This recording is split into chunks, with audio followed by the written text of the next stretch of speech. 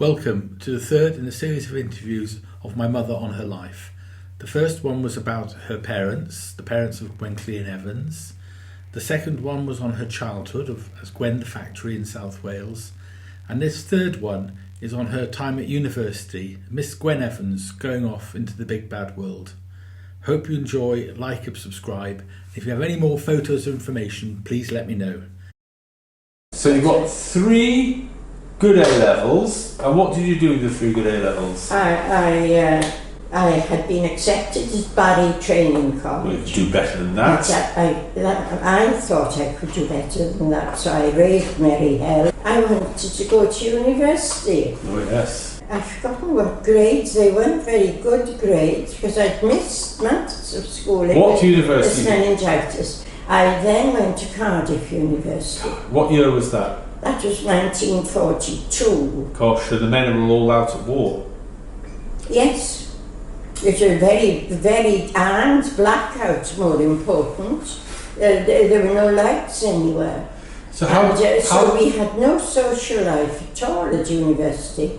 We all slept in the cellar. There was a deep cellar in Aberdeen Hall at the university, and we all had a bunk each and slept there.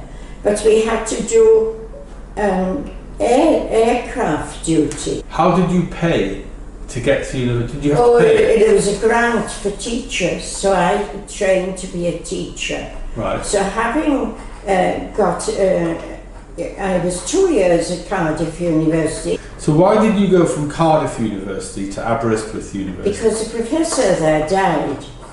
Yes, the old professor of economics died, and they appointed a new one whose first job was in the embassy in Washington. Oh. So he was away for my honours year, and there was no professor there. So I was transferred to Aberystwyth, and when I went to, I got first from Aberystwyth, and I then did my teacher training. Which did you prefer, Cardiff University or Aberystwyth? Oh, there were 2 different ones. But if you had to pick one. Oh, pick one, Aberystwyth, I think. I was more mature and... Is it true you got a first class honours degree? Yeah. And then I did teacher training. Where? Because I'd signed on for teacher training, so I was compelled. Yes. And then I got Dr. Samuel Williams a scholarship to do 2 years of research, and I was given the subject of the Welsh woolen industry. And why on earth did you go to Aberdeen? Well, I was looking for a job and I didn't want to teach. And I saw this job, research fellowship, and I thought, well, I'll put in for that. How did you get there? By train. Must have taken all day. Yeah.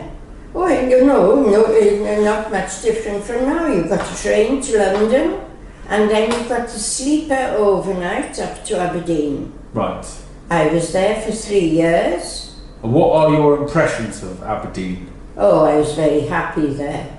Yeah. I made a very good friend, Annie Mackenzie, and there were very few men around. But the few that were around were all chasing after you, weren't they? Yes, to some extent that's true. That is true. They should, yes. So by the time you'd finished at Aberdeen, you must... How old were you? 22. 22.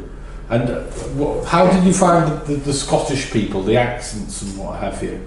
Oh, that was no problem. I was a novelty. Yeah. I spoke Welsh, or could speak Welsh, and I shared a flat with Annie Mackenzie. Right. Is there anything you want to say about past boyfriends? No. No? Nothing at all? No. Okay, we'll stop there.